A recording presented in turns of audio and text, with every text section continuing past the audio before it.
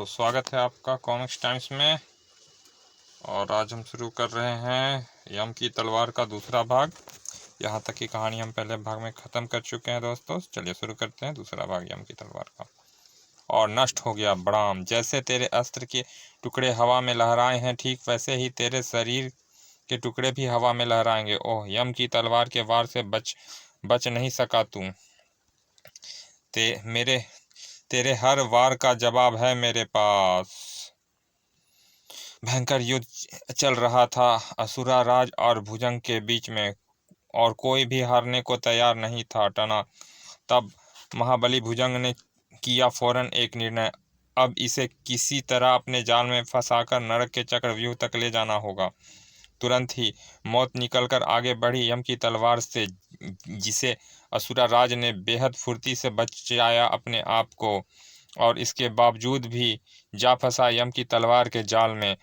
अगले पल दोनों का शरीर वहां से गायब होकर जा पहुंचा नरक के चक्रव्यूह में, जहां हुआ भुजंग और नरक के चक्रव्यूह के रक्षकों का असुर राज से भयंकर मुकाबला। इस घातक युद्ध में भुजंग और असुर राज दोनों बुरी तरह घायल हो चुके थे। बस केवल दोनों के प्राण निकलने की देरी थी, और अगले पल दोनों के हाथों में थमे अस्त्र लगभग एक साथ ही निकले थे। भुजंग के सीने में जा घुसा असुरराज का कुल्हाड़ा, और उसके सीने में जाद समाई यम की तलवार। इसी के साथ ही जैसे भूचाल आ गया नरक के चक्रव्यूह में। उसके मुख्य द्वार के साथ साथ सभी छोटे मोटे द्वार बंद हो गए। इस तरह पिछले 1000 सालों से मेरा भाई उस चक्रव्यूह में लंबी निद्रा में सोया हुआ है। चूंकि महाबली भुजंग की आत्मा उसके शरीर से निकल चुकी थी, इसीलिए उसने कई जन्मों में अलग अलग रूप में जन्म लेते हुए इस शताब्दी में पृथ्वी पर महाबली शेरा के रूप में जन्म लिया है।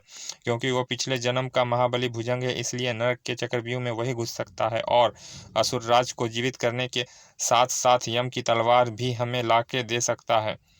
अब तुम चारों जाओ और उसे मेरे पास लेकर आओ। जो आज्ञा स्वामी। महाबली शेरा को लाने के लिए अगले पल चल दिए चार शैतान। उधर महाबली शेरा काला प्रेत के साथ सुबह की घटना सुना रहा था। सारी बात सुनने के बाद, हाँ, मेरी तो कुछ समझ में नहीं आता कि वह लोग कौन थे और कहाँ से आए थे। तो बाद में उन तीनों शैतानों की लाशें भी गायब हो गई। हाँ, मुझे तो कुछ समझ में नहीं आता कि वे लोग कौन थे और कहाँ से आए थे। मुझे लगता है इस विषय में अवश्य ही कोई तगड़ा रहस्य है। ठीक कहते हो। जंगल में आगे बढ़ते अचानक चौंक पड़े दोनों। अरे हैं, कौन हो तुम लोग और क्या चाहते हो? हम शैतान राज के सेवक हैं महाबली शेरा, हम तुम्हें लेने आए हैं। हमारे साथ चलने को तैयार हो जाओ महाबली। फौरन घोड़े से कूद पड़े दोनों। मेरी इच्छा के बिना कोई मुझे हाथ भी नहीं लगा सकता। आगे बढ़ो तो आगे बढ़े तो सबके सीने में गर्म लोहा भर दूंगा। तभी शियूं शियूं, उफ, अरे, कई कई किरणें टकराई थी दोनों के हाथों से, और पलक झपकते ही पी पिघलकर नीचे गिर चुके थे दोनों के हथियार। अगर तुम मुझे जीवित ना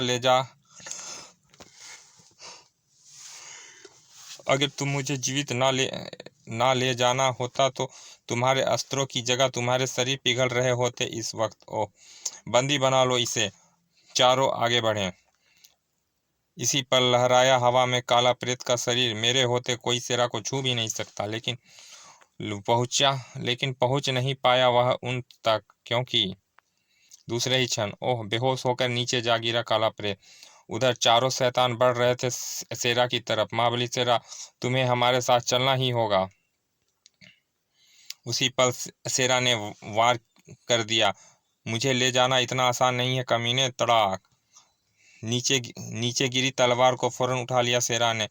अब तुम्हारी तलवार ही तुम पर कहर बरसाएगी। और फिर गिरते ही ग्रामलीला का गहलीला समाप्त हो गई, जबकि जीवन लीला समाप्त हो गई होना चाहिए था। तभी बिच्छुक ने फेंक दिया अपने बिछुआ अस्त्र। मेरे बिच्छू अस्त्र निश्चित ही तेरे चेतन को हर लेंगे। तलवार से बिच्छू अस्त्र को नष्ट करने लगा शेरा। खचाक, मेरे सामने नहीं चलेंगे तेरा बिच्छू और अस्त्र, मेरे इस वार से नहीं बचेगा यह सिंह। तड़ाक! यह वार उठने नहीं देगा इसे। आह! कटारू के शक्तिशाली वारों ने शीघ्र ही शेरा को बेहोश कर डाला। बेहद शक्तिशाली और फुर्तीले थे दोनों। हाँ, महाबली शेरा के साथ साथ इसे भी उठाकर ले चलो। दूसरे ही क्षण, कुछ ही पलों बाद शैतान ग्रह में तुम इस मानव को साथ क्यों ले आए? हमें सिर्फ महाबली शेरा की आवश्यकता थी। फिर अब इसका क्या करें महान शैतान राज? शैतान ग्रह से बाहर अंतरिक्ष में फेंक दो इसे, वहां पड़ा पड़ा मृत्यु को प्राप्त हो जाएगा। जैसी आपकी आज्ञा महान शैतान राज। शीघ्र ही काला प्रेत को फेंक दिया गया ग्रह से बाहर गहन अंतरिक्ष में, जबकि शेरा को लाया गया होश में। जागो महाबली शेरा, जागो। शेरा होश में आते ही उछलकर बैठ गया। शेरा, मैं कहाँ हूँ? तुम इस समय तुम शैतान ग्रह के सम्राट शैतान राज के सामने हो। महाबली भुजंग, इस नाम से क्यों पुकार रहे हो तुम मुझे? मेरा नाम भुजंग नहीं, शेरा है। इस तरह नहीं समझोगे तुम। तुम्हें सब कुछ समझाने के लिए तुम्हारे मस्तिष्क को जागृत करना होगा मुझे अगले ही पल। ओह, फिर क्या याद आया कुछ? हाँ, सब कुछ याद आ गया है मुझे, सब कुछ। शाबाश, मुझे बताओ क्या याद आ रहा है तुम्हें? शेरा सब कुछ शैतान राज को बताने लगा। सुनकर ठहाका लगा उठा वो। हा हा हा, ठीक कहा तुमने, तुम भुजंग ही हो। अब तुम मेरे भाई और यम की तलवार को नरक के चक्रव्यूह से निकाल कर यहाँ लाओगे। मैं महान शैतान राज भुजंग आपका दास है, वह आपका हर काम करेगा। तुरंत ही शेरा चल दिया नरक के चक्रव्यूह की तरफ। ड्रोगिला, कटारू और बिच्छुका के साथ, जिन्हें जाते देख ठहाके लगा उठा शैतान राज। मेरा हजारों वर्ष के सपने को पूरा करेगा भुजंग, मेरा भाई पुनर्जीवित होगा और फिर यम की तलवार की बदौलत पूरे ब्रह्मांड पर राज करेंगे हम दोनों भाई। वह चक्रव्यूह के द्वार तक पहुंच चुका है, देखता हूं कैसे अंदर घुसता है वो। शेरा का नरक के चक्रव्यूह तक पहुंचना सिर्फ शैतान राज ही नहीं, कोई और भी देख रहा था। ओ, नरक के चक्रव्यूह के द्वार पर आज हजारों वर्ष बाद कोई दिखा है। तुरंत ही ध्यान लगाया राजगुरु कालक पोड़ा कलक पोड़ा की आत्मा ने। ओह, यह तो महाबली भुजंग है। आखिर शैतान राज सफल हो ही गया, उसने भुजंग को ढूंढ ही निकाला। उसे रोकना होगा। अगर असुर राज जीवित हो गया तो और शैतान राज ने यम की तलवार पा ली तो अनर्थ हो जाएगा। लेकिन कैसे रोका कैसे जाए? गहन सोच में डूब गया राजगुरु कालक पोड़ा की आत्मा।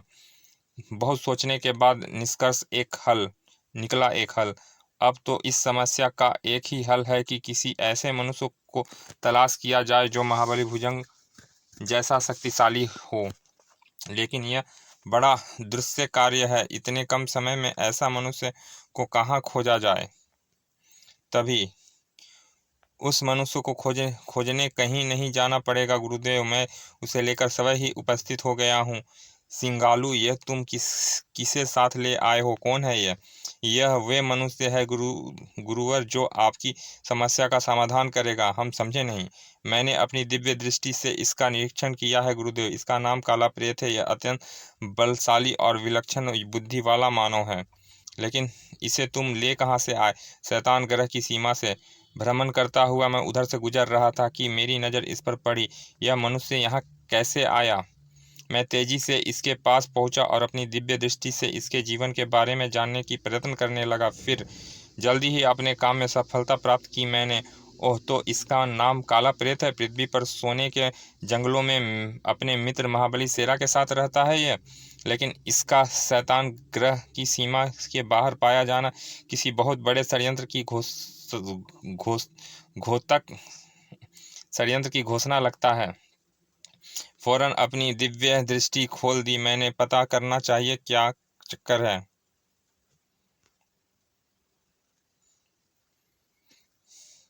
शीघ्र ही जो दृश्य मेरे सामने आया उसे देख मैं उछल पड़ा। ओह, महाबली शैतान राज के समक्ष! पल भर में सारा षड्यंत्र मेरी समझ में आ गया।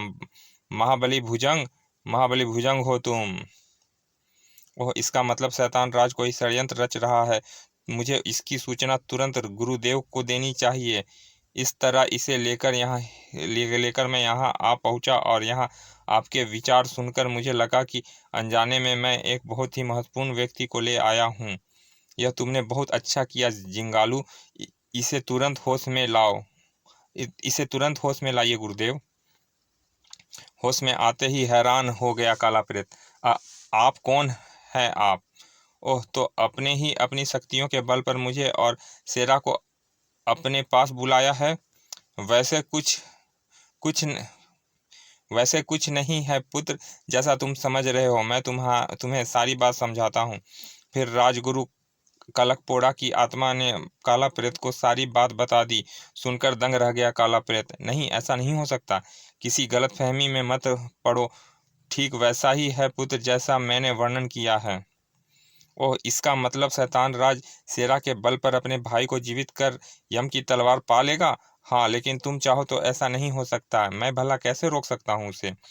तब कलकपोड़ा ने उसे तरीका बताया। ओह, अगर ऐसा है तो मैं तैयार हूँ राजगुरु। धन्यवाद पुत्र, हमें तुमसे यही आशा थी। आओ मेरे साथ। कलकपोड़ा की आत्मा ने जिंगालू को वहीं छोड़ दिया और काला प्रेत को लेकर एक तरफ बढ़ गया। जल्दी ही। ओह यह आप मुझे कैसी विचित्र जगह पर ले आए हैं। यह विचित्र जगह अवश्य है पुत्र, लेकिन यहाँ हमें देवताओं द्वारा दी गई बहुत सी विचित्र शक्तियाँ भी मौजूद हैं। उन शक्तियों को हमने उस समय यहाँ रखा था जब हमने अपनी देह त्यागी थी। ओह, उस सामने दिखती गुफा पर रखी चट्टान हटा दो। अच्छा। काला प्रेत ने आगे बढ़कर गुफा के मुहाने पर रखी भारी चट्टान हटा दी। आओ मेरे पीछे। कालकपोड़ा की आत्मा के पीछे अंदर घुस गया काला प्रेत। अंदर का नजारा देखते ही चौंक पड़ा वो। ओह, यहाँ तो दिन जैसा प्रकाश है। हाँ, यह प्रकाश उन दिव्य पुंजों का है जिन्हें देवताओं ने मुझे प्रदान किया था, और आज मैं उन दिव्य पुंजों को तुम्हें देने जा रहा हूँ ताकि तुम तीनों लोक की भलाई के लिए कार्य कर सको। फिर कालकपोड़ा की आत्मा समाधि लीन अवस्था में पहुंच गई और सबसे पहले भगवान विष्णु की चक्र और गरुड़ शक्ति।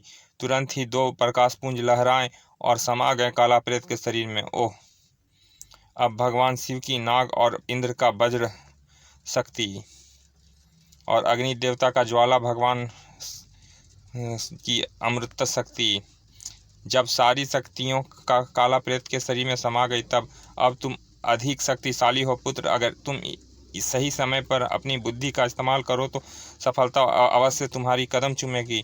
अब जाओ, भगवान विष्णु की गरुड़ शक्ति तुम्हें नरक के चक्रव्यूह द्वार तक छोड़ आएगी। काला प्रेत ने गरुड़ शक्ति का स्मरण किया। गरुड़ शक्ति सहायता करो। तुरंत ही प्रकट हुई भगवान विष्णु की गरुड़। इसे नरक के चक्रव्यूह के द्वार तक ले जाओ गरुड़। जो आ गया गुरुदेव। जाओ पुत्र, मेरा और समस्त पुण्य आत्माओं का आशीर्वाद तुम्हारे साथ है। अच्छा राजगुरु, प्रणाम। काला प्रेत को लेकर नरक के चक्रव्यूह की तरफ उड़ गया गरुड़।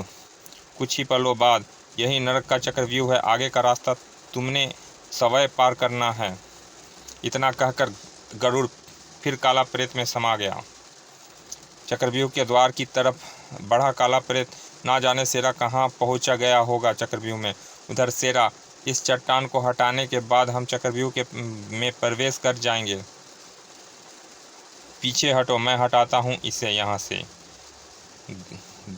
ड्रोंगिया की तलवार के एक शक्तिशाली प्रहार ने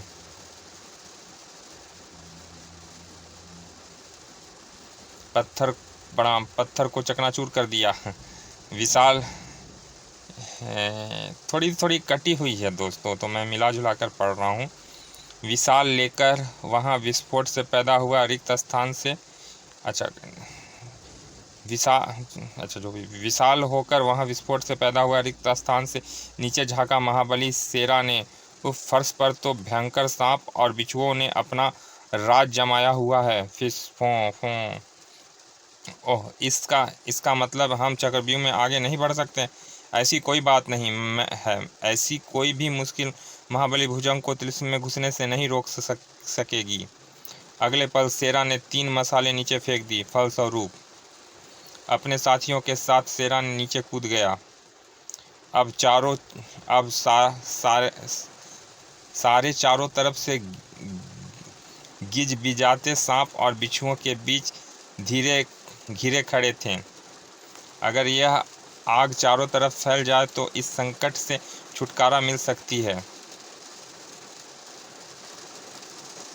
यह सोच तुम सब अपने अपने अंगरख उतार कर मुझे दो। जो आ गया महाबली, क्या करना चाहता है यह? हैं, इतनी आग पर्याप्त तो नहीं होगी, मगर ना होने से अच्छी ही होगी। जल्दी ही वहाँ रास्ता बन गए। ठीक इसी क्षण चीखा शेरा, उधर रास्ता बन गया है, भागो। आंधी की तरह सारे मौत से बचकर भागे, लेकिन कुछ दूर जाने पर आगे तो रास्ता बंद है। मैं जानता हूँ आगे का रास्ता।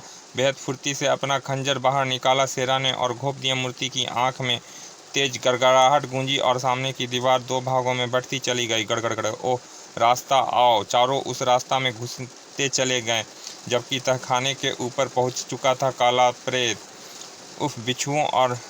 उफ नागों और बिच्छुओं से बचकर आगे बढ़ना होगा मुझे। चलिए दोस्तों, ये दूसरा भाग यम की तलवार की दूसरा भाग यहाँ समाप्त करते हैं। मिलते हैं तीसरे और अंतिम भाग में। चलिए, धन्यवाद।